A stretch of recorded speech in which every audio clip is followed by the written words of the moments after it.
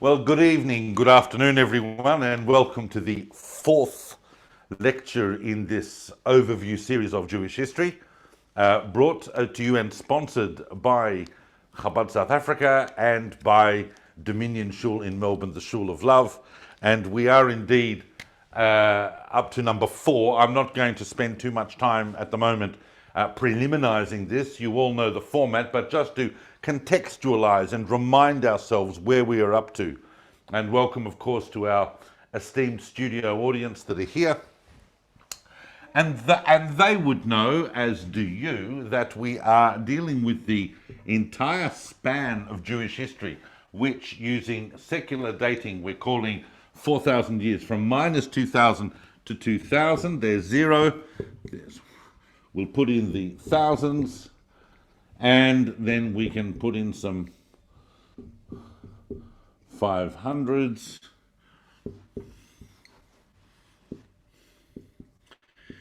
And as we can see, and as we have discussed, Jewish history is divisible into these 500-year blocks, each of which carries with it a unique spiritual project. And if we understand the unique spiritual project of each 500-year block, then the details can all make sense when placed in that context. But therefore, the aim of this series is really to go over what are the things that we would know about to make sense of each of those 500-year blocks. Now, in the very first lecture, as you would recall, I didn't start here. I started with this period here. And what do we call that period, roughly minus 500 to 0? We call it Bayit Sheni. We call it the Second Temple period, or Bayit Sheni. And then in this period here, 0 to 500,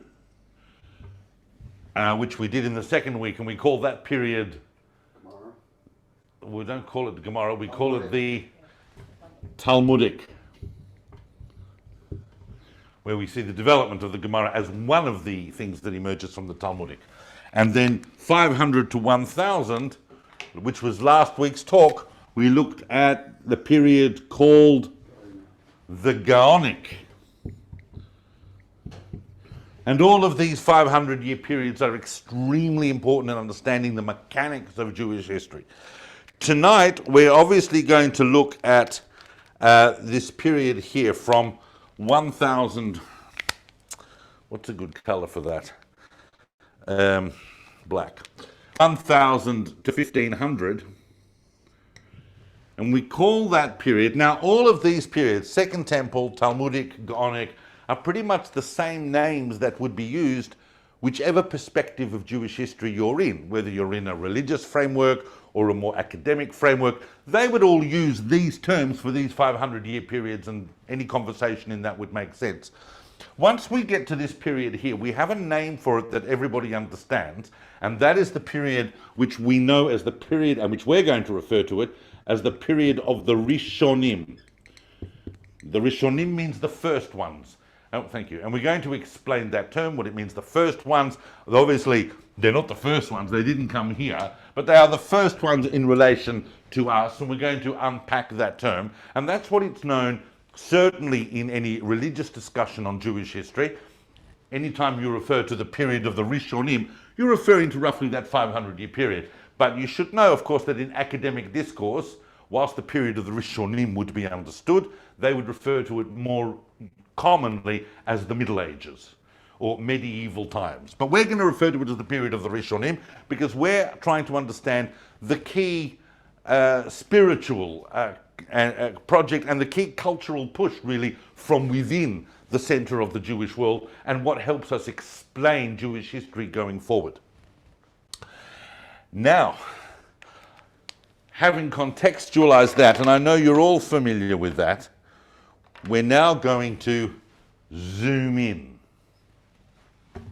on the period of the Rishonim, on the period from roughly 1000 to roughly 1500. This is an enormously complex period. And I once again remind us that when we cover it in the next little while, we are covering it literally in a historical jet ski. We can't go into the details of so much. I have given separately entire lecture series on basically each of the components of this period, and sometimes even on entire topics within this period. So it's something that I have to work very hard to be able to stand back from to give an overview. But an overview is what we're going to do. And I'm going to try and talk about the things that, not only the things that you really need to have heard about to understand this period, but something that will give us an insight into how this period drives us forward in Jewish history. But in order to do that, I need to do something that, if you're not paying attention now, will be confusing for you. As soon as I explain this, you can go back to sleep, but I need you to follow what I'm going to do so you're not confused. By the time we get to the year 1000, there is no real center of the Jewish world. Not like there was in Babylonia for the last 500 years, and not like there was in the periods before that in the Second Temple and so on. In the Talmudic and the Gaonic, it was Babylonia for the most part. Before that, it was the land of Israel. They were definitive centers of the Jewish world. We don't really have a center now. We have large and dynamic communities, but we don't have an official center. And what that means is it's hard to track a continuous narrative of Jewish history across this period. So here's what I'm going to do for this talk. I'm going to start by drawing 3 timelines. Oh yes, can you believe he's doing this? 3 timelines.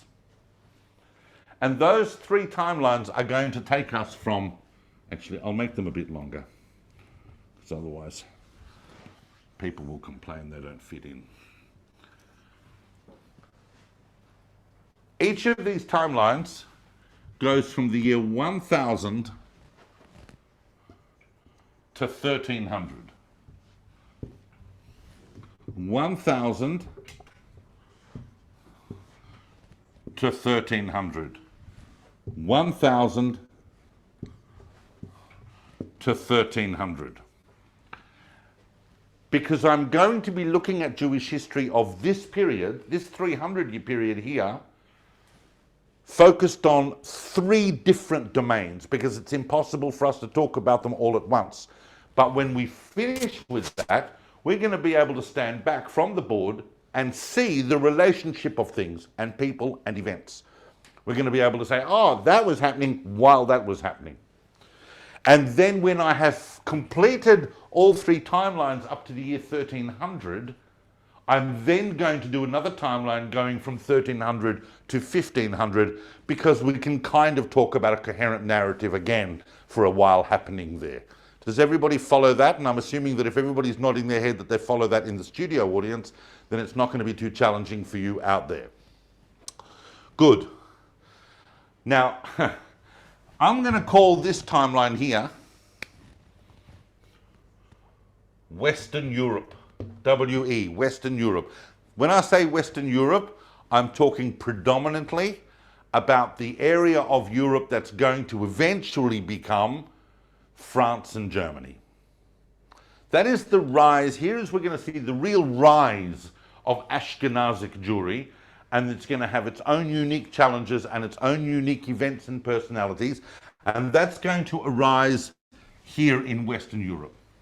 On the second timeline, I'm going to be talking about Spain, because Spain, certainly by the opening of this era, is the largest and most impressive Jewish community in the world, and it has its own series of events and personalities that are going to drive Jewish history forward on that timeline at the same time that things are going on here. And then I'll explain what that third timeline is going to be when we get to it. But let's start here. And the reason I'm going to Western Europe first is because we're going to start off with a figure that we ended on last week. If you recall last week when we discussed the Gaonic period, we talked about the first great rabbi to arrive in Western Europe, which was Rabbeinu Gershom, and that he established the first yeshiva, Torah Academy in Mainz, the first Torah Academy in Germany, and the greatest product of that soon came along afterwards, and that was Rashi. So Rashi's life is here, and of course, Rashi's name wasn't Rashi, wasn't Rabbi Rashi, it was Rabbi Shlomo Yitzchaki. A lot of revision, a lot of historical revision on Rashi recently. We know that there are discussions about whether or not we have this idyllic picture of him running through the vineyards in France, in Burgundy over there, creating his own vintage champagnes and so on. Not necessarily the case. He may simply have sold a bit of wine at some point, but he wouldn't, we know from Rashi's own output that if he was a merchant of wine or growing his own vineyards or whatever, he wouldn't have had a lot of time to do it, as we imagine, because his literary product was so phenomenal. And to understand what Rashi is doing is to understand that this entire period, as it has been already from the end of the Gaonic period, is trying to derive from the Talmud this ocean of Jewish law and custom and way of life and all things theological and practical that is contained in the Talmud, to try and derive from there what we're actually supposed to do. In other words, what is the halacha in any given situation? The Talmud doesn't tell you. The Talmud is a record of discussions.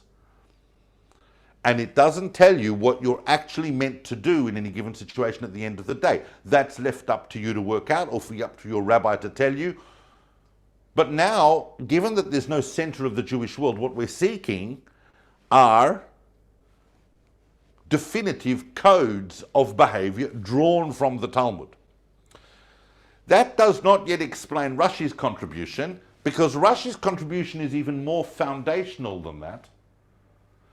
I can't even study these texts unless I know what they mean. I need to know what they're saying.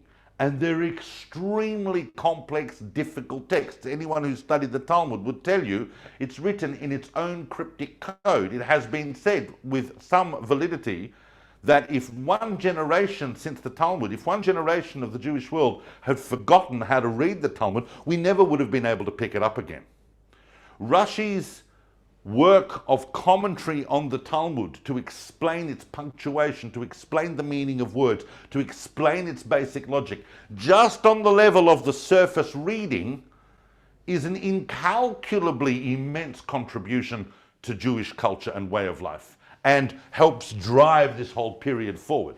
And of course, Rashi didn't just commentate on the Talmud, he of course famously commentated on the Bible as well, and basically gave the Jewish world its definition of what we call today pshat, of what we call the basic understanding within the Jewish world of what this text means, whether we are looking at the Bible, whether we're looking at the Torah, the Tanakh, or whether we're looking at the Talmud itself. What does this basically mean before we launch off onto any didactic analysis or we launch off into any derivation of the halakha? What does it mean?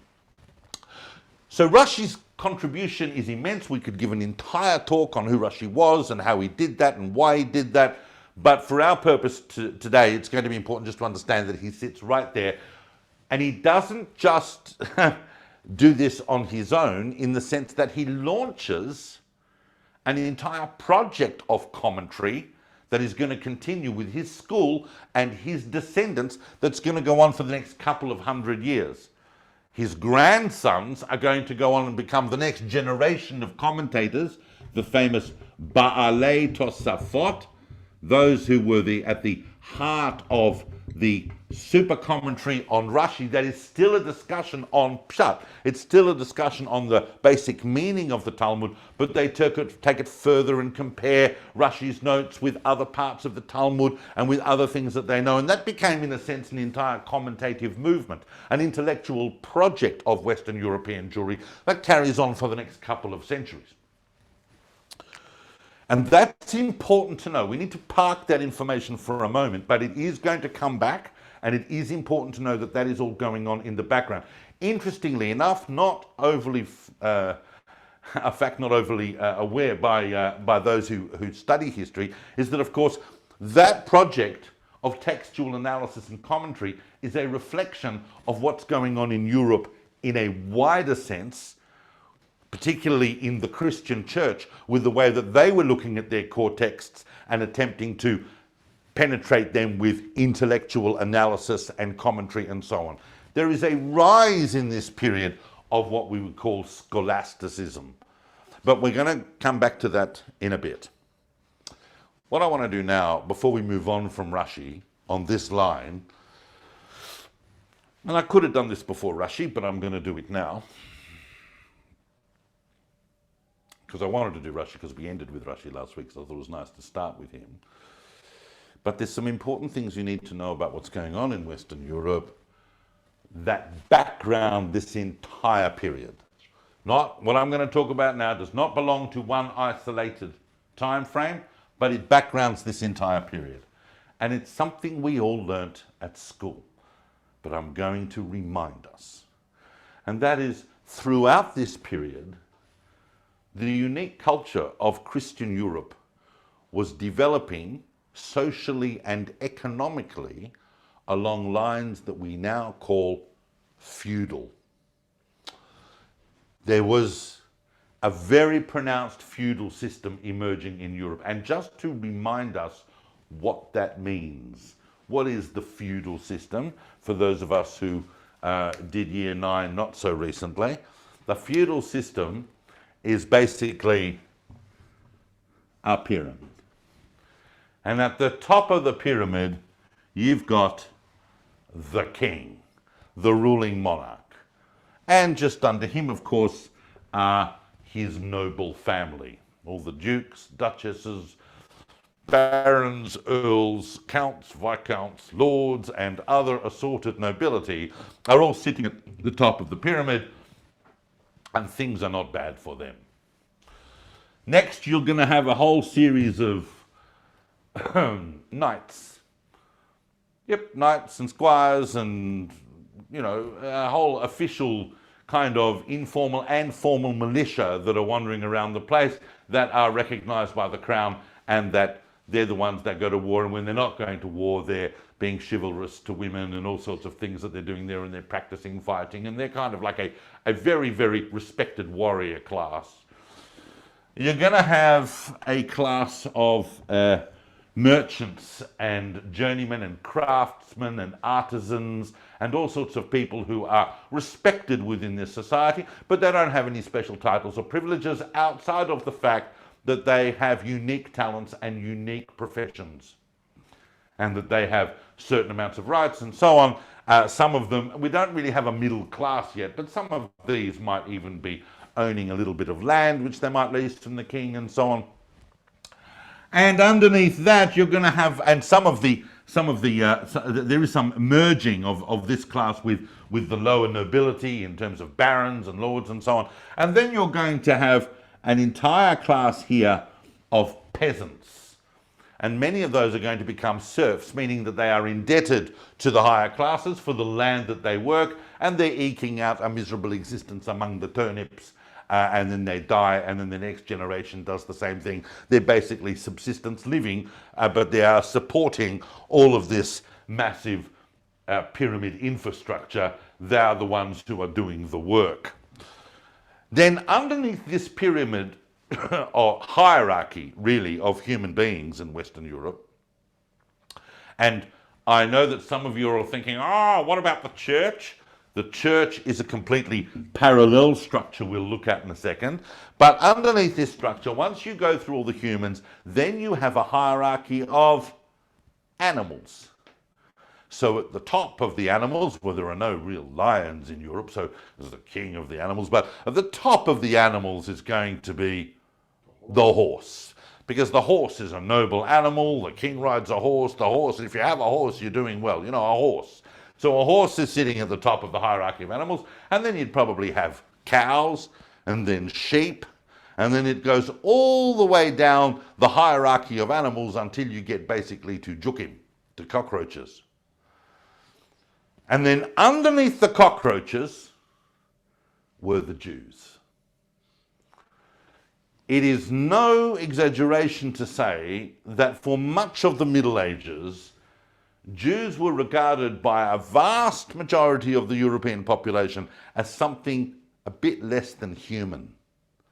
We were something else.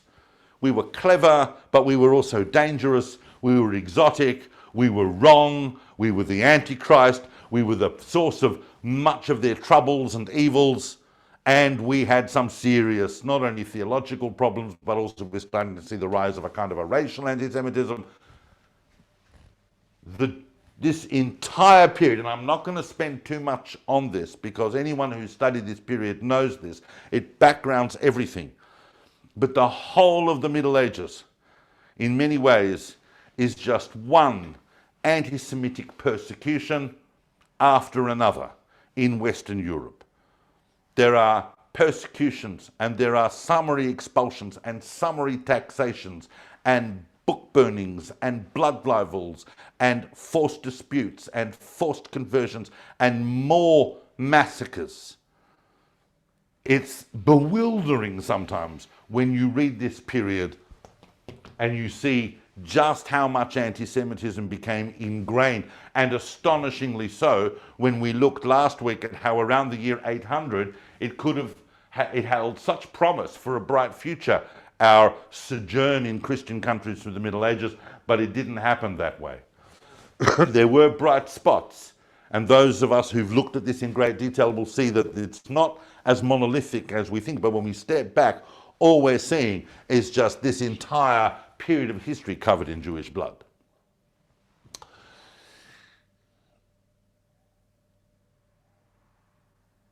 But I want to come back to Rashi because it is towards the end of Rashi's life that really we need to talk about yet one more background issue to do with Western Europe that really is going to help us explain everything to some extent. It's one of the keys to understanding, and that is famously, and I don't think I'm going to be telling you anything you don't know, I'm just putting it in perspective for us, and that is that from here, you see in 1095, the Pope, who was Urban II, got up and decreed that Western Europe was going to set out on effectively a jihad, even though I've borrowed that term from a completely different discourse, a holy war to recapture the Holy Land, the land of Israel, away from Islam and bring it back into the control of Western Christendom. This project, and they didn't know at the time just how long and how difficult and how useless this would be, but this project was known as the Crusade. Obviously, it wasn't then known as the First Crusade. They didn't know it was the first of what was going to be several. Right throughout this period, the Crusades are a project that go from the 1090s, right up to the 1290s, by which time most historians would say it more or less ends. And there are several waves of crusades. There are several waves of crusades. And there are, according to, depends which historians you talk to. Some would say there are 6, some would say there are up to 12. There's different views on just how many distinct waves of crusades there were. For our purposes, for Jewish history, the ones that are probably the most impactful, and some could argue against this, but I would suggest the ones that are most impactful for Jewish history would probably be the first and the third. But the first crusade set off from Europe to recapture the Holy Land in 1096, about a year after Urban called for the crusade. And as we all know, the Crusaders' first job was to say to themselves, we don't have to go all the way to the Holy Land to kill the enemies of Christianity. We've got them right here. And we see more or less, for about the first time, the first full-blown expression of Christian anti-Semitism, in that the first Crusades, before they even left Germany, wiped out all the Jewish communities in the Rhineland. Tens of thousands of Jews died in an event that was known for a long, long time. Just as we talk about the Shoah, they talked about this event as the Akedah, the binding, an event that shook European Jewry to its core because they realized that there were so many pent-up energies of hate that could be released at a moment like this. And of course, it was Godfrey of Bouillon, a neighbor of Russia, who led that crusade. And that crusade, and we'll talk about this a bit later, but that crusade, of course, by the time you get to 3 years later, 1099, arrived in Jerusalem and captured it and massacred everyone. They massacred all the Jews of Jerusalem because they massacred everyone when they got there. And they set up the Latinate Kingdom of Jerusalem. This story of the Crusades is a background issue for this entire period. But I want to come back to things that are a little bit more positive. And that is that the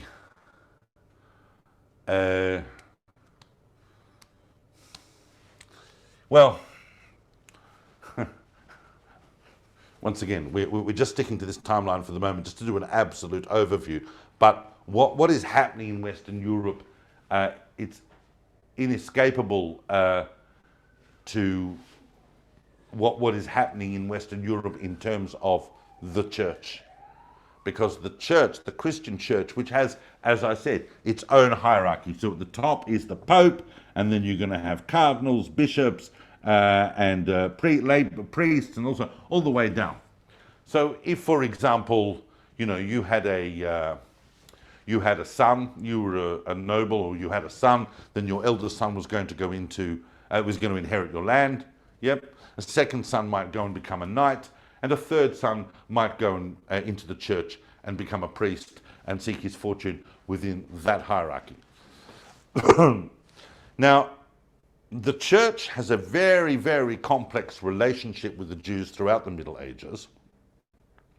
There is a constant struggle and tension, of course, between the kings of various places and the Pope, who sat in Rome, and outcomes about Jews and what Jews are allowed to do and where Jews can live and what's the theological position of Jews is constantly under consideration. And of course, the famous thing about this period is that Jewish freedoms and Jewish economic liberties were constantly being reduced to the point where we were basically, in many places, only really allowed to do one thing. And that one thing was to deal with money and to lend it at interest. Because Christians, being frum, couldn't lend each other money. You need Jews to do that, and Jews are happy to do that because that's what Jews do. And Jews represent that entire awful thing about having to lend money to keep an economy going. And we don't really want to know about it until we find ourselves too much in debt to them.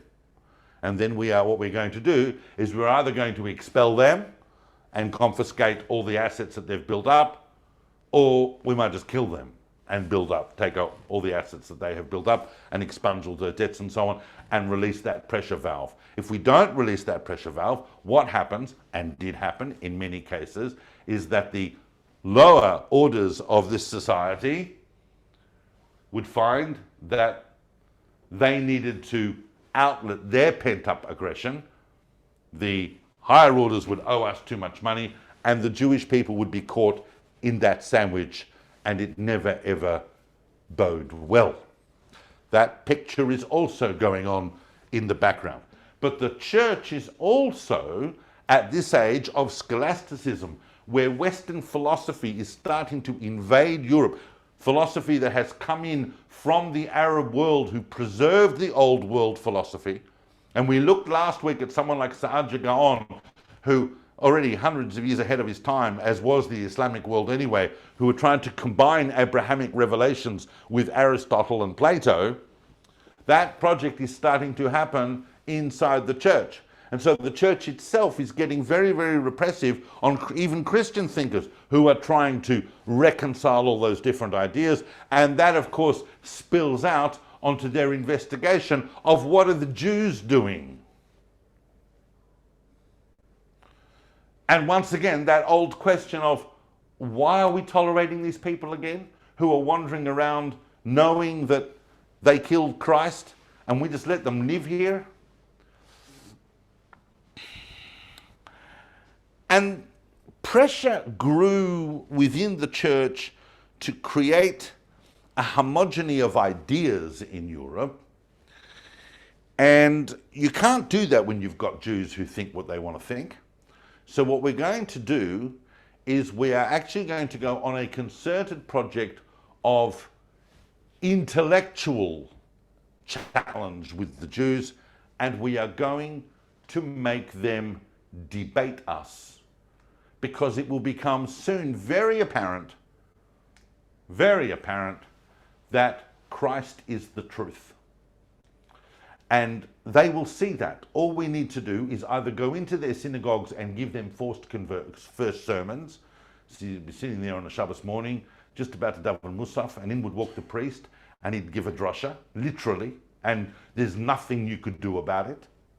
Or we will say to any town or city, next Tuesday, we will be, the bishop will come along, and he will be debating someone, and you've got to choose someone to debate them. Now that's a trope, that's a pattern, and there are many debates throughout the Middle Ages, but for our purposes, if you're sitting around talking about Middle Age polemics, Christian-Jewish polemics, then there are 3 debates you would need to know about.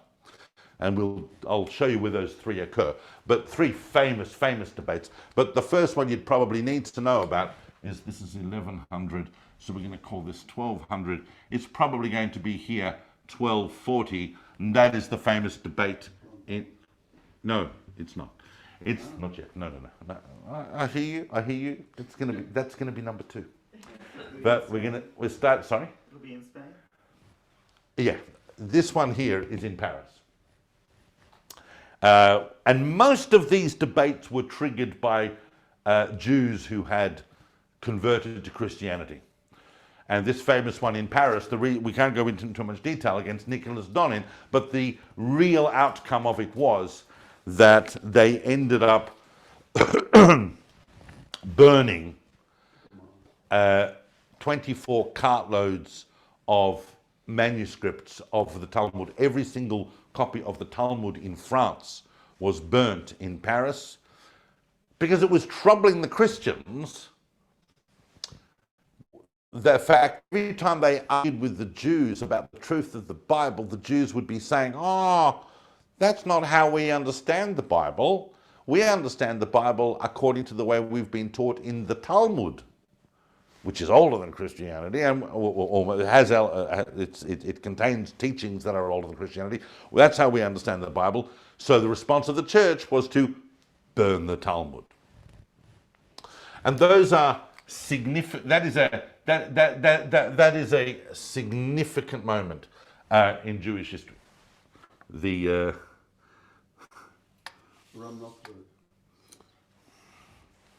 how did you know that? Because he read a famous letter the church burned not that long ago, about a year ago or 2. Yeah. The burning of the Talmud in Paris has implications beyond this timeline. I mean, we're also talking about the fact that only a few years before they had burnt the writings of the Rambam as well, and there's all sorts of massive implications to do with that. But I want to get back to, I want to stay on this timeline, and I want to go to here, to the end of the 1200s. I've given a tremendous summary of this timeline, but I'm trying to give you an idea of the challenges that were facing the Jewish world coming from all different directions. And by the time we get to the end of the 1200s, what we can see in Western Europe is that the Ba'alei Tosafot, this incredible school of commentary that was initiated by Rashi, has continued for the last 200 years and has produced incredible sages who are now really, really starting to apply their work to halachic decisions and so on. And the towering figure of this period in Germany, probably the last really of the Ba'alei Tosafot as we would know them. The word Tosafot means additions. So although much of their thinking and writing was highly original, we consider them as kind of like an extension of Rashi's project. But the towering figure here was Rabbi Meir of Rothenburg, a figure that really probably needs his own lecture. But Rabbi Meir, not only an immensely learned individual, the greatest rabbi in Europe, but a very saintly and holy individual as well. And as an aged rabbi, the spiritual leader of German Jewry, in the 1290s, the emperor wakes up one day and decides that he's just going to lock him in jail, kidnap him, and demand an enormous ransom from the Jews of Europe. And what ransom would the Jews of Europe not pay to get their greatest spiritual sage back? But he refused to allow them to release him. He refused to allow the Jewish communities of Europe to raise money on his behalf, because he said, if I let you do that, then the Christian authorities will just think it's open season on Jews and will kidnap for ransom Jewish leaders anytime they feel like it. So I refused to allow myself to be ransomed in this manner. And he died in jail. In fact, it took years and years later before they were even able to ransom back his body. It's one of the most tragic and horrendous episodes of this entire period is the death of Rabbi Meir Rothenburg in prison. His greatest student, this is important, his greatest student, of course, was Rabbi Asher ben Yechiel, who we know as the Rosh, the acronym. Now the Rosh saw all that and was so disgusted by it, and the Rosh himself is an immense figure in European Jewry, because he's really now the first of those who are turning the corner from simply commentating on the Talmud to establishing and deriving from the Talmud a code of behavior, of, okay, these are the discussions, this is the end point, this is the halakha based on this discussion. And he's starting to extract that as a proto-code. But he is so disgusted by what has happened to his teacher that he picks himself up from the center of the Ashkenazic world of Germany at the end of the 1200s, and he migrates to Spain. He migrates to the heart of the Sephardic world. That's an astonishing moment. And of course, the Rosh doesn't migrate from here to here. He migrates from here. Well, no, sorry. He doesn't migrate from here to here. He migrates from here to here. But in order to get to here, we now have to go to Spain. And we have to talk about Spain. And I realize that my time's a little out, so I'm only going to be able to give myself maybe 8 to 10 minutes just to talk about Spain, Jewish Spain of 1000 to 1300. And what we'll do is we'll do it like this. As you would know, because I mentioned it last week, by the time we open this 300-year period in Spain, we are really smack in what has become known as the Golden Age of Spain. Cordovan Caliphate, which is about to fall apart, but Cordovan Caliphate and Jews in all positions of government and the economy and the arts and science and everything. Jews are having a fantastic time, but they're also starting to develop as scholars in their own right, and they're also making huge contributions in poetry and so on. Probably the greatest poet and we talked about Shmuel HaNagid last week, he really belongs in this period, and the greatest poet of that phase of the golden age of Spain is not Sholem Aleichem. No. You're still hundreds of years out. I know who you mean. I know who you mean, and you know who you mean. Shlomo ibn Gabirol. Now, Shlomo ibn Gabirol wasn't just a poet. Shlomo ibn Gabirol was soaked in the immensely philosophically informed culture of the Golden Age of Spain and wrote possibly the most profound book of Neoplatonism, the Makor Chayim, the Source of Life, the Fons Vitae, that was so influential on Christian thought for the next 700-800 years that they didn't even realize till the 19th century that it was in fact written by a Jew called Shlomo ibn Gabirol. They thought it was written by some just anonymous Christian Neoplatonist. But it is a phenomenally, universally powerful book about the relationship between the divine and the world and so on. We would we discussed that in other talks on philosophy.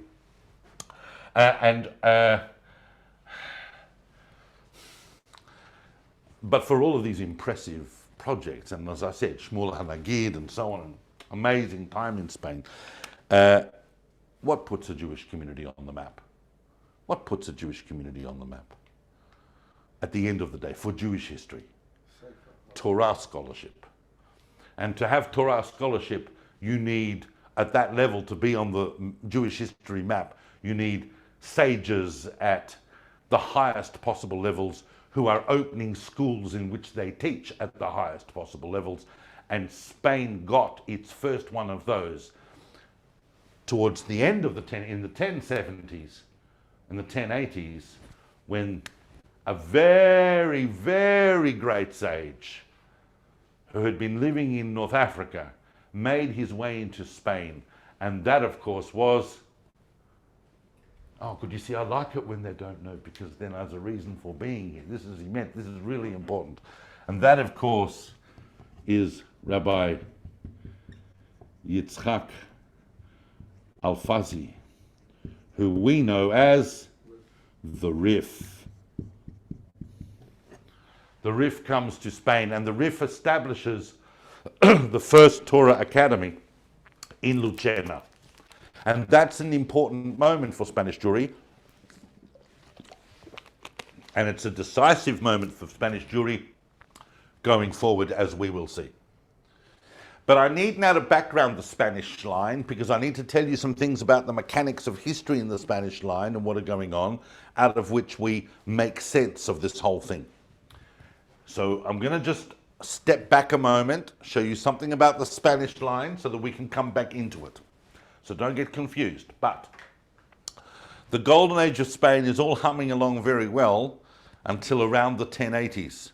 In the 1080s, what we start to see in the 1080s is the beginning of the first Reconquista. That is the attempt by Christian Europe, this line here, to retake Spain in the name of Christianity.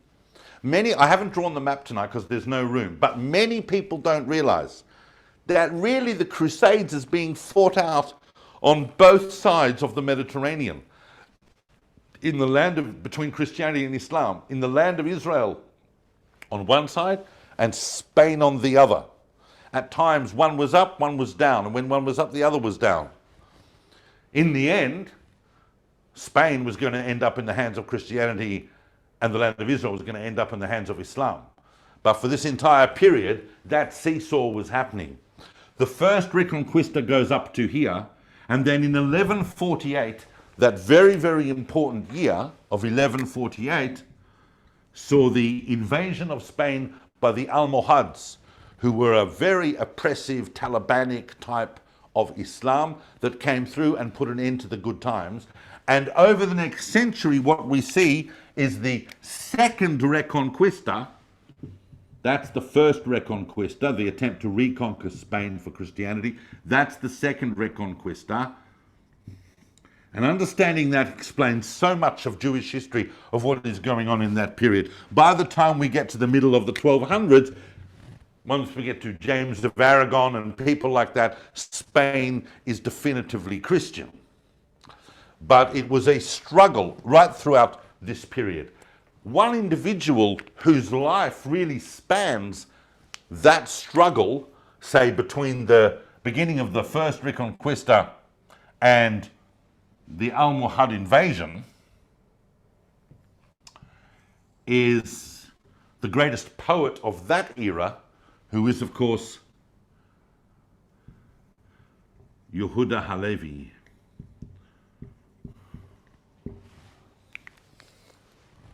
And Yehuda Halevi's poems are filled with this realization of this struggle over Spain between these two great ideologies of Christianity and Islam. And that the Jews, while comfortable in Spain, it's not really their place.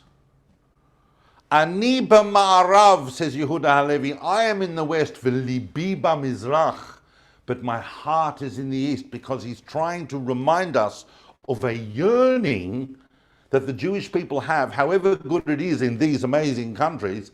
What this conflict is showing me, says Yehuda Halevi, is that we really shouldn't be here. We should have our own land and be accessing our own level of spirituality, which is accessed through nevuah, through prophecy, and so on, of the Jewish people in the land of Israel, in order to restore balance, the spiritual balance in the world. It is no coincidence, therefore, that it is a figure like Yehuda Halevi, who sits right here, who is most famous for having written the book called the Kuzari. Because in the Kuzari, which was based on, remember I spoke last week about that romantic idea of that letter that was received by Chasda ibn Shaprut from the king of the Khazars. 200 years later, Yehuda Halevi takes that idea and he turns it into a fantastic vehicle to express this theological vision about the Jewish people and their true purpose in the world, through the means of a debate between a king and a Muslim and a Christian and a philosopher. All of those are, and a Jew, all of those are emblematic of the great intellectual as well as physical turmoil, political turmoil that is going on in that period. However, obviously, once you understand that, you understand why the greatest product of the Golden Age of Spain never got to enjoy the Golden Age of Spain for very long at all, because the Almohads came through in the year of his bar mitzvah. And that, of course, is the astonishingly large figure of the Rambam. Now, his name wasn't Rambam, it's Moshe ben Maimon, of course. And I don't need to tell anybody here or anybody listening at home or wherever you might be that we could spend several lectures just talking about the Rambam. So I'm going to have to spend 1.5 minutes to 2 minutes to give us a picture of why the figure of the Rambam towers over this whole period. And the way I normally do that is by the following, and that is, imagine a family that has a son that goes on to become the greatest rabbi in the world. All right, let's just imagine that. Is that nachas for the family? That's very nice nachas. And in fact, we can link it all together, because the Rambam's father, Moshe ben Maimon, so his father's name was Maimon, and that's why he's Maimonides. Maimon was a student of Rabbi Yosef ibn Migash. Well, Rambam's father, Maimon, was the chief judge of Cordova, and his own teacher had been Rabbi Yosef ibn Migash, who had been a direct student of the Rif. So that entire chain of transmission comes down to him, and he's very brilliant, young Moshe, and he grows up and he becomes eventually, he writes a commentary on the Mishnah in his 20s, like an enormously influential commentary on the Mishnah. He writes a one-stop, phenomenal reference of the entire oral Torah. He writes the ultimate code of the Middle Ages. Yep, the Mishnah Torah, the Yad Chazakah, in which he not just extracts all of the halachic opinions like the Rif had done and the Rosh had done, but he lays it all out for you in topical form. He creates an absolute encyclopedic guide on all facets of Jewish life and performance, criticised because he didn't really put his sources there, and there was polemic about the Rambam after that for a while. But the Rambam, that project alone is just phenomenal. So that means that he's not just the greatest rabbi of his own generation, he's the greatest rabbinic figure and thinker of many generations on either side of him. So that would be nachas for your family. Now, imagine the same person is also regarded as the greatest physician in the world, the greatest doctor. Yeah? Basically, as we'll see, Salah ad-Din and Richard I are arguing over who's going to have the Rambam as their personal physician. There are many, many Jewish doctors throughout this period. I've lectured separately on those Jewish doctors, and it's a whole field in itself. But the Rambam was regarded as the greatest doctor of his day. So that's the same person as the greatest rabbi of his day. So that's starting to be some serious nachas. Now imagine the same person is also the greatest philosopher of his age, who manages to create this phenomenal synthesis between Judaism and the contemporary intellectual milieu of science, which is represented by the philosophy of Aristotle. And as I'm often said, and I'll say it again because I love saying it, is that the Christian church was not in the habit of handing out medals to Jewish philosophers living in Muslim countries, but they had time for the Rambam. The Rambam's thought you can find in Aquinas and in many other of the primary Christian thinkers of this area. He was the greatest philosophical mind of his age.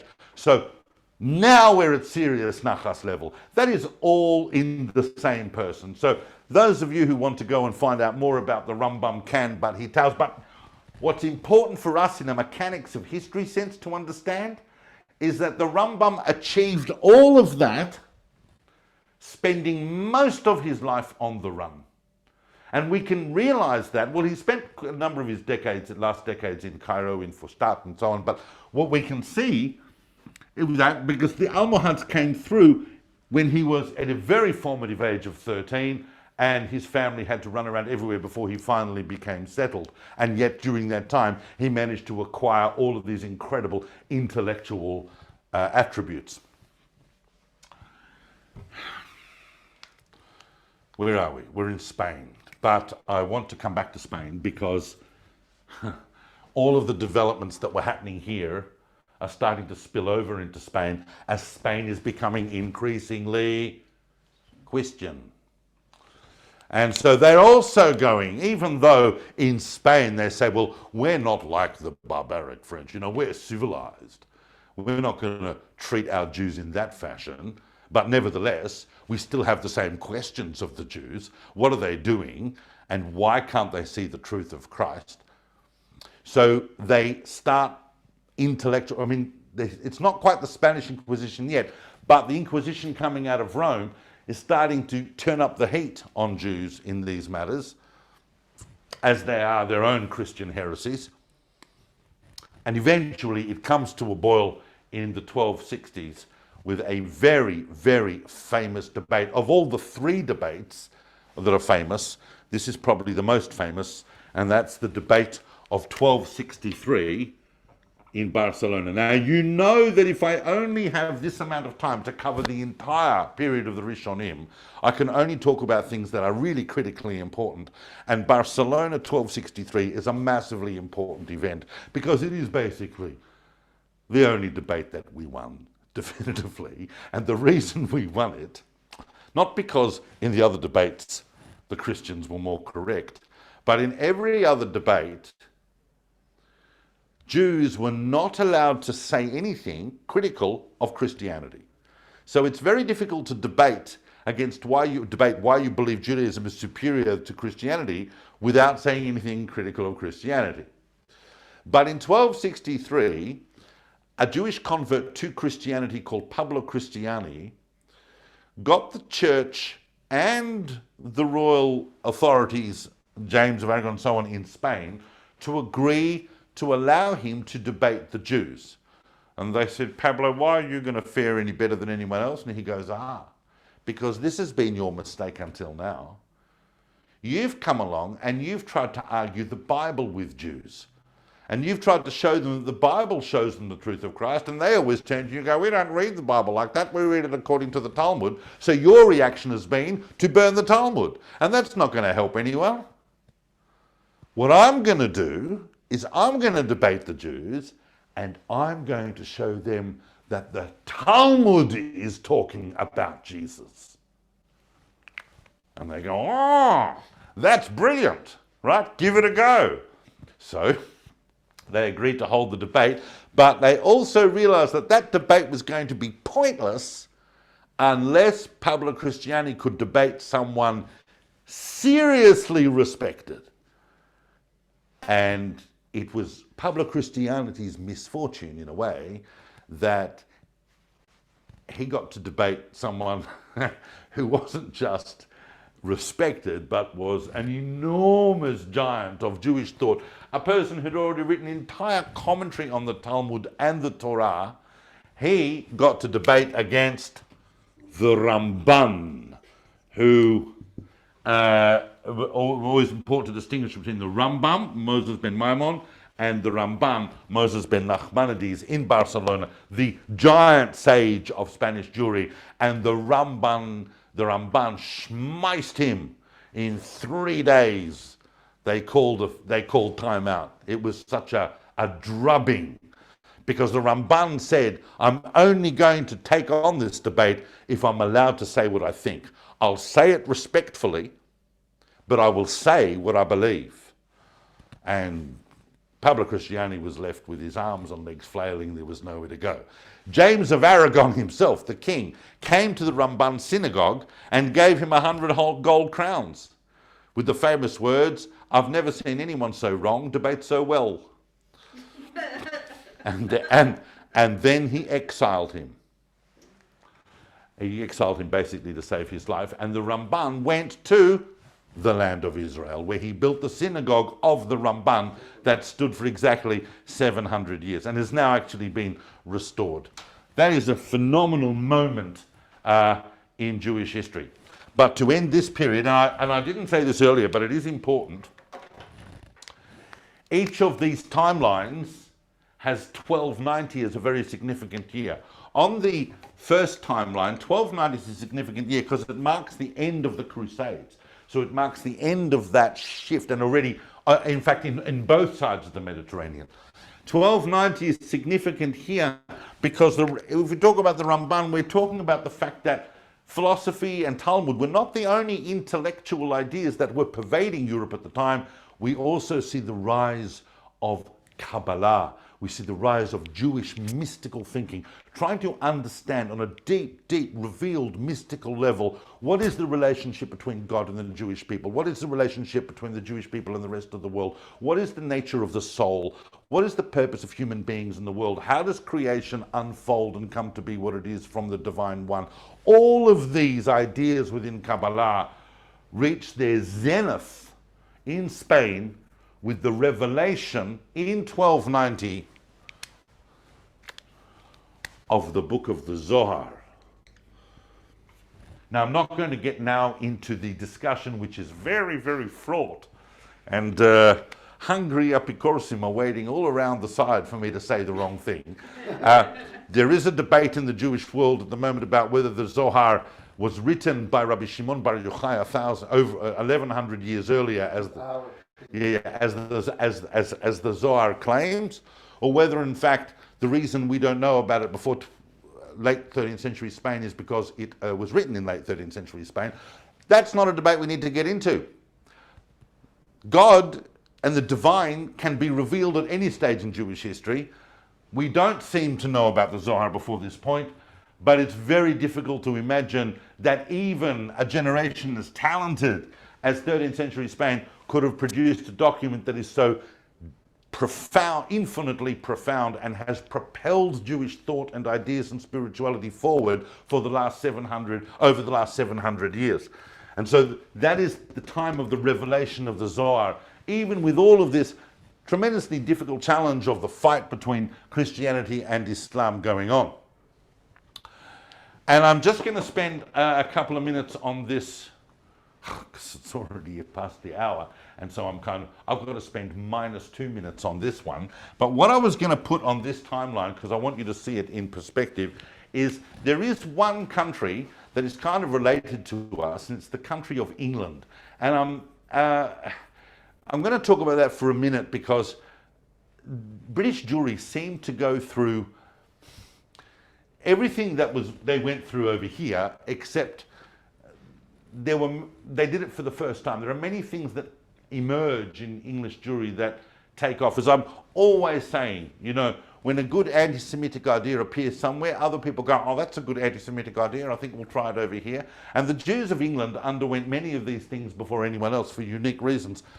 First of all, we know that whatever was happening in England before 1066, before William the Conqueror came, the Norman ruler who came and defeated the Anglo-Saxon, created Britain, or created England, whatever the Jews were there, William brought his Jews with him. I mean, like his luggage. You know, I'll have a few suitcases of shirts, and I've got my trousers, and I've got my kitchenware, and I've got my Jews.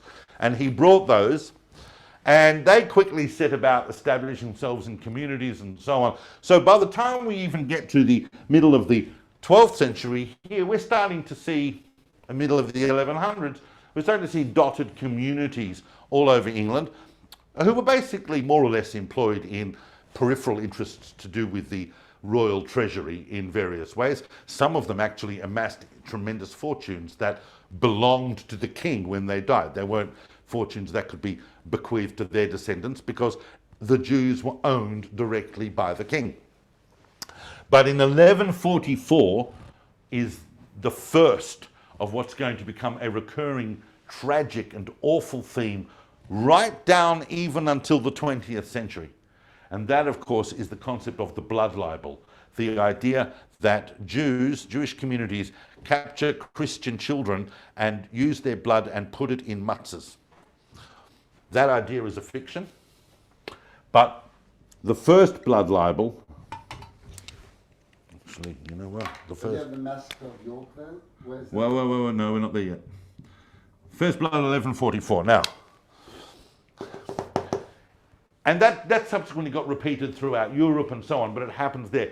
We see 40 years later also in Germany the first accusations of the abuse of the host and so on, that Jews were stabbing the wafers in the church because they represented Christ, because we're trying to, you know, relive stabbing Christ because that's all we want to do.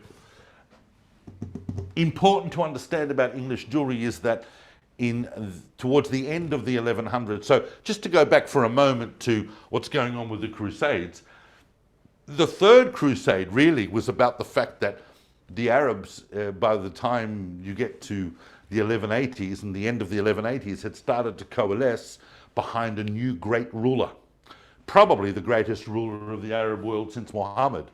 And I don't think they've had a greater one since. And who am I talking about? Saladin. So Saladin comes to the land of Israel in the 1180s, and he really, for want of a better term, kicks Crusader butt. And he defeats the Crusaders, and he recaptures Jerusalem. Interestingly enough, in an extremely different way from the way that the first Crusaders had captured Jerusalem. He basically allowed anyone, Christian, Muslim, or Jew, to live in Jerusalem if they were prepared to observe, obey the law and preserve the peace. Huge figure, Saladin, and would that the world had such figures again today. But those victories of Saladin didn't go down well in Europe, and of course, Christian Europe started braying for another crusade. This time it would be a third crusade. But they said if we're going to send out people on this third crusade, they need to be led by someone who's going to be at least on the level of Saladin. And of course they had one. Everyone knew who it was going to be. It was going to be Richard the First, Richard the Lionheart. And so, but Richard the Lionheart had just been freshly crowned. At the coronation of Richard I, and he basically got coronated and then hopped it off to the Holy Land to fight Saladin and to argue about the Rambam. At Richard's coronation,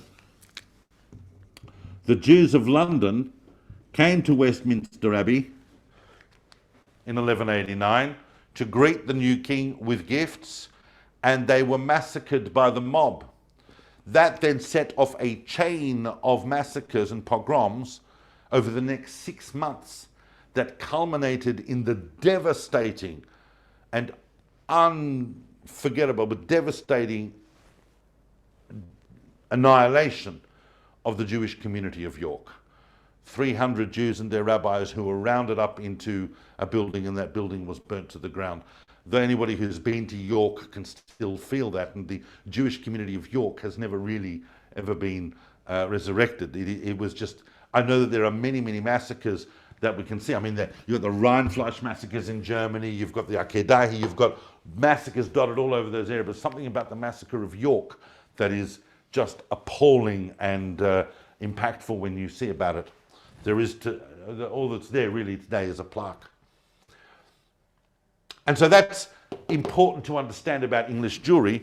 And but by the time you get to the end of here, by the time you get to 1290 is a significant year in Jewish history in England, because it is in 1290 that Edward I expels all the Jews of England in the first fully done nationwide expulsion of all Jews from an entire kingdom. Jews had already undergone various minor expulsions here and there, and they were always kind of half applied, or they were allowed back a little later. But here, Edward I said, no. From 1290 onwards, it's illegal to be a Jew in England, and that remained the case for over the next 3.5 centuries. It's not going to be until next week, in the middle of the 17th century, that Jews are going to be allowed back into England. So that's decisive. So it is that was followed by other expulsions elsewhere. France tried it and so on, but that was a definitive moment. So we can see these definitive moments in 1290. I'm now going to, I can see the time, and I've now left myself not that much time to do the next 200 years, which are immensely important, but I want us to stand back, if we can, at that mess and look at where things are sitting with each other. I want us to realize that the key moments that we're going to take from are going to be the arrival of the Rif in Spain, the migration of the Rosh here, and the career of the Rambam. They are really the key standout in terms of what this project of the Rishonim is trying to do. It is trying to drive Jewish practice in the absence of any center towards definitive codes. That's not that those three are the only important moments. Rashi is immensely influential. The revelation of the Zohar is impactful, and it's going to be impactful even the further we go into history. The debate of the Ramban, all of these are important, but I just wanted to highlight the Rif, the Rosh, and the Rambam because of what's going to go forward. Now, did you want to photograph that?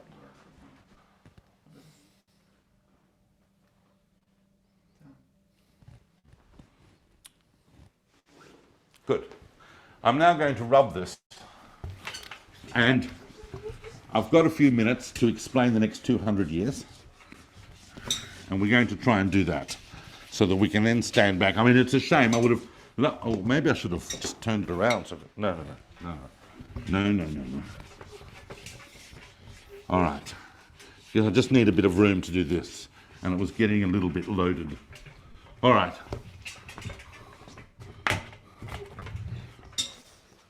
I'm going to draw this line here. That's going to go from 1300 to 1500. Remember, we are just doing headlines. We are just doing headlines.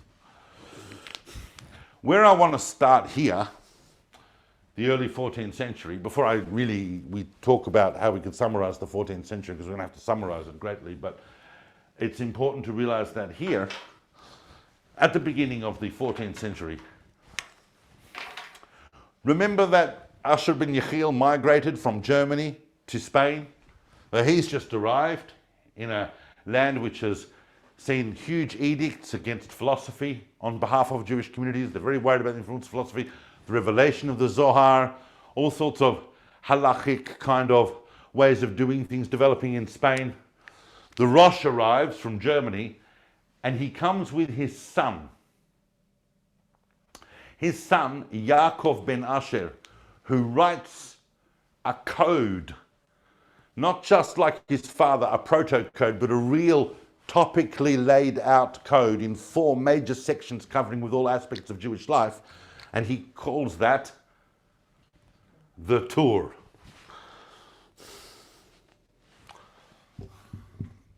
The Arba'a Turim, the 4 rows, which we call the Torah. And that's a very, very important document because it's written in Spain, but it's based on all the traditions that he would have received from his father and his teachers in Germany.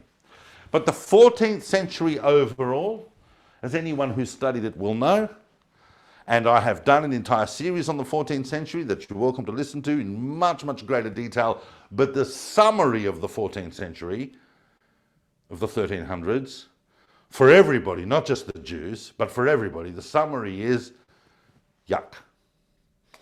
There are more wars, more pestilence, more persecution, more massacres, more horribleness going on for everybody in that century than just about. It's called the horrible century. And right smack in the middle of it, smack in the middle of it, is this awful event, which emerges because in around 1347, 1348, a ship arrives into Italy, and on that ship are rats, and on the rats are fleas, and the fleas are carrying a germ that is going to become known as the bubonic plague. And sometimes it's difficult for us to understand it, but I'm giving this talk in 2020, which is, and people have understood what a pandemic is and all the grumbling that we've done and the tragedy of this pandemic notwithstanding. It is very, very awful what has happened in the world in 2020, but this is a plague that killed somewhere between 1/4 and 1/3 of the entire population of Europe. And they died in horrible circumstances, which is why it's called the Black Death. It was horrendous, and we could talk more and more about it. Naturally, who got the blame for the Black Death? Christianity was incapable of providing the theological answers for why the Black Death happened, other than the fact that we've still got Jews in Europe, and so once again, it was followed by massacres of Jewish communities. But the story that I want to focus on right now is what's happening in Spain, because a lot of people think that Spanish Jewry, everything was humming along really sweetly until 1492 and they all suddenly had to go. And they don't realize, students of history will know, that the decline of Spanish Jewry was a train wreck in slow motion. And the real shock turning point happened in 1391 with the massacres in Barcelona and elsewhere. I mean, they were not the Barcelona massacres right throughout Spain. In fact, they didn't start in Barcelona at all. I only said Barcelona because I was thinking about the Rambam. They started actually in Seville and in other places right throughout Spain. And that was a massive shock, because until then, Jews were able to think, well, they don't really like us ever since the Christians came back into town, but, we're still safe here. And after 1391, Spain was not seen as safe. Followed not too long after by the famous events of 1412 to 1414, which is the third of the great debates that we need to know about, which of course is the debate at Tortosa. Because at Tortosa, every rabbi and Jewish spiritual leader in Spain was summoned, and they had to be there for 2 years. And according to some accounts, half the rabbis that attended Tortosa cracked and converted to Christianity, let alone the spiritual devastation they left by being away from their communities for the last 2 years. Some great rabbis made their name at Tortosa, rising stars like Yosef Albo and so on. But it was, once again, had a devastating impact on the spiritual and functional welfare of Jewish Spain. Hundreds of thousands of Jews still living in Spain. And throughout this century, we're starting to see the church crank up the pressure, and eventually, by the time you get to 1469, of course, is the shidduch of the century between Ferdinand and Isabella and the uniting of Aragon and Castile, and they decide they're going to have a new Christian Spain. And so they bring in their friend Thomas de Torquemada, who's going to go to work on the new Christians. Now, the new Christians were Jews who had converted to Christianity under immense economic pressure, because you were allowed to stay Jewish if you wanted to, but it was not going to be a very pleasant existence. Your economic and physical circumstances were going to be highly, highly curtailed. Versus, if you convert to Christianity, you're going to have access to everything that this fantastic country and economy can give you. You'll have the best houses, the best schools for your kids, the best cars. Not cars, but whatever. You're going to have the good life. It's very simple. And that carrot and stick approach demoralized Spanish Jewry to a great, great extent. But a lot of Jews were just converting on the outside, but were secretly still keeping Judaism at home, and the Inquisition was going to work on the new Christians, who clearly the old Christians didn't like, because suddenly all of this new economic competition was around. Eventually, by the time you get, I mean, it got worse and worse. By the time you get to the early 1490s, Torquemada is saying to Isabel and Ferdinand, you know what you have to do. So long as you've got Jews in this country, you're going to have Jews in this country. There's only one way that you're going to create this new, pure Christian Spain, and that's if you get rid of all your Jews. And the Jewish communities of Spain threw everything they had at the decree, but to no avail. Well, they got it postponed by about 3 months. But eventually, on Tisha B'Av of the year 1492, August the 31st, Tisha B'Av, 1492, the Alhambra decree that all Jews had to exit Spain, and that it was going to be illegal after that to be a Jew in Spain. If you're a Jew in Spain, if you're in Spain after 1492, after that date, it is assumed you are a Christian. So that if there's anything about your behavior that is inconsistent with that fact, you will be brought before the Inquisition. And hundreds of thousands of Jews tried to get out of Spain. Many went over the border into Portugal, which was only going to expel its Jews 4 years later. And as I've said many times, and as of course of every historian who's ever read one page of Jewish history will tell you, because it's a very, very famous fact, is that the day on which the Alhambra decree was in force, Tisha B'Av, 1492,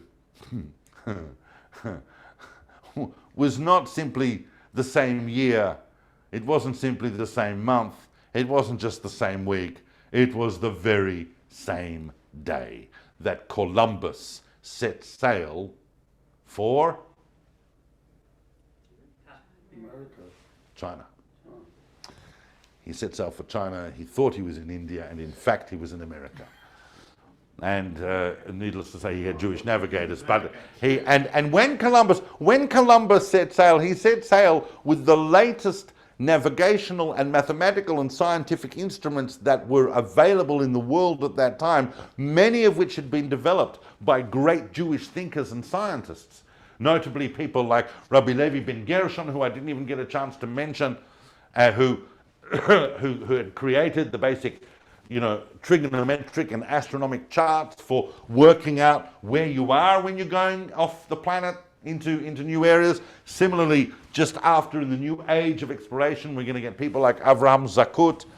It is no coincidence, who helped Magellan and so on, it is no coincidence that this period here produces two Jewish thinkers who were also great in Jewish scholarship as well, but who had made such profound contributions to the navigational science that's going to lead to the entire transformation of the world, have craters on the moon named after them.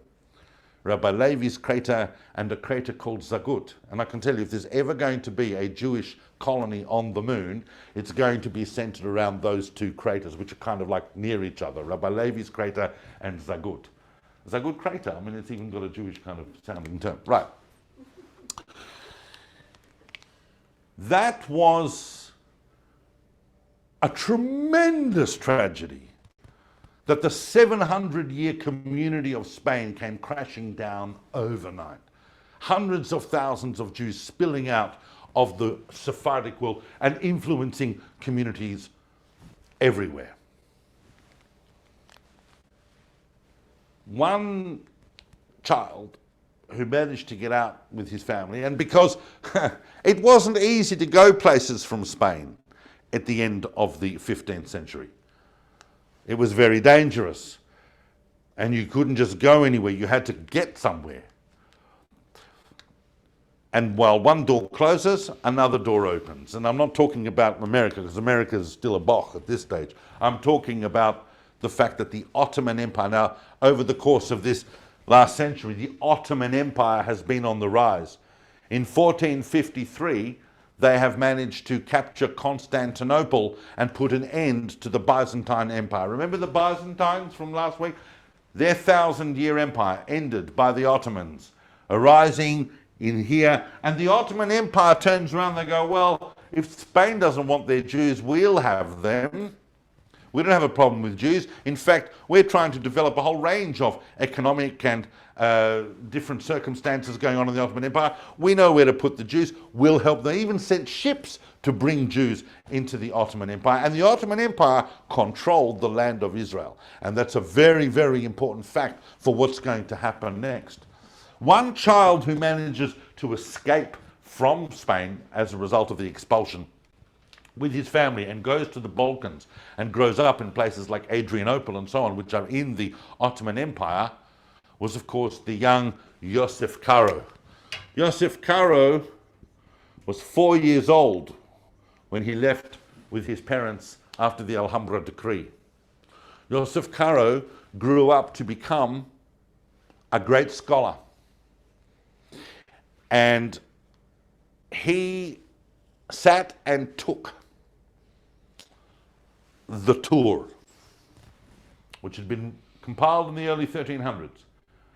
And he used the Tur's structure to write a commentary on it that would adapt the Tur to become effectively a universal document of Jewish law for everyone. And in order to do that, on every single decision, he took the three great codes of the Middle Ages, of the Rishonim. He took the Rif, he took the Rosh, and he took the Rambam. He took the Rif from North Africa and Spain. He took the Rosh from Germany. He took the Rambam from Spain, North Africa, Israel, Egypt, everywhere. And he welded them together, basically went with 2 out of 3 on any halachic topic, into the last great universally accepted synthesis of Jewish law, which he called Shulchan Aruch.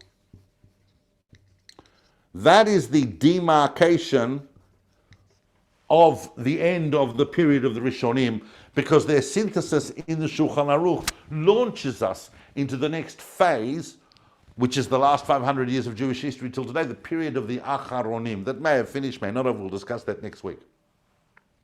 And the amazing thing, one of the amazing things that's not necessarily well known about Yosef Karo, is that he's doing this in the early or the first decades of the 1500s. What massive, enormous technological revolution has just happened at the end of the 1500s? The rise of printing. Johannes Gutenberg over there in Germany, peddling around in his back shed, creates the first, movable type printing press. And people go, oh, well, that's nice. But it's enormous. It fundamentally changes the whole nature of knowledge and launches the information age, whose shadow we are still in. Rather than an individual textbook being written out by hand in a manuscript, now there's a book, you put it on the plates, ka-ching, there's a copy, ka-ching, there's another copy, ka-ching, there's another copy. And that revolutionizes everything because knowledge becomes democratized and accessible, just as we saw in our own generation with the rise of the internet. It's no less a transformation. It is, in fact, of course, the transformation, the technological transformation that sits behind what's going to happen here with Luther and so on, and the whole breakdown of the of the church that's going to wobble in the Reformation. But Yosef Karo saw the Shulchan Aruch printed in his own lifetime. He saw a copy of the Shulchan Aruch printed in front of him. And yet he came from that world, so he's a massively important transitional figure, Yosef Karo. And the rise of printing had also had many other ramifications. If we were to go back to Western Europe at this age, and we were to look at a figure, well, I mean, this age, we're now deep in what we now call the Renaissance. So there are many ways in which enlightened people and intellectual figures across Europe are starting to look back at Jewish texts and say, well, maybe there's something in here that's useful for the world. A figure like Johannes Reuchlin, not Jewish, who refused to sign a ban on the Talmud in Europe because obviously with the rise of printing and wanting to print the Talmud, huge discussions as to whether the church and the authorities were going to allow that. Reuchlin's famous statement of, I won't sign to ban a book that I haven't read, is a classic expression of humanism emerging from the Renaissance. So the world is changing fundamentally. It's also the Renaissance, and it's also, of course, as I mentioned, the age of exploration. The world is now suddenly bigger than we ever realized it was, and there are a whole lot of different things that are going to happen. That is the launch pad. So although on the one hand, the expulsion of the Jews from Spain was an immense tragedy for the Jews of Spain, it propels the world as well as the Jewish people forward into the next phenomenal continuum of history that is going to lead to the world's eventual redemption as the Jewish people continue to symbolize the presence of God and the divine in the world. I believe that I have covered everything. It is now exactly coming up to 9:30. No doubt tonight I'm going to think of things that I have failed to mention, and I'm going to be very upset by that. But if we understand the fundamental mechanics of the period of the Rishonim, what are we deriving from it? We're deriving from it that we have moved in a huge arc from 1000 to 1500, from the golden age of Spain to the expulsion of Spanish Jewry, and what we've seen through all of the misery and all of the pain and all of the difficulties that European Jewry went through, they still managed to produce some of the great spiritual contributions of world culture. They produced the Rambam, they produced the Zohar, they produced the Shulchan Aruch, and Rashi, and numerous others that I haven't even had really the opportunity to talk about today. So thank you for listening to that. I once again remind us that we are only looking at headlines, and I also once again remind us that this course is being sponsored by Chabad South Africa and Dominion Shul in Melbourne, the Shul of Love, and I'm hoping that I will see you all next week, because next week's very exciting. We're doing the last 500 years, and you'll all want to hear what contentious things I have to say about that. So take care and have a good evening.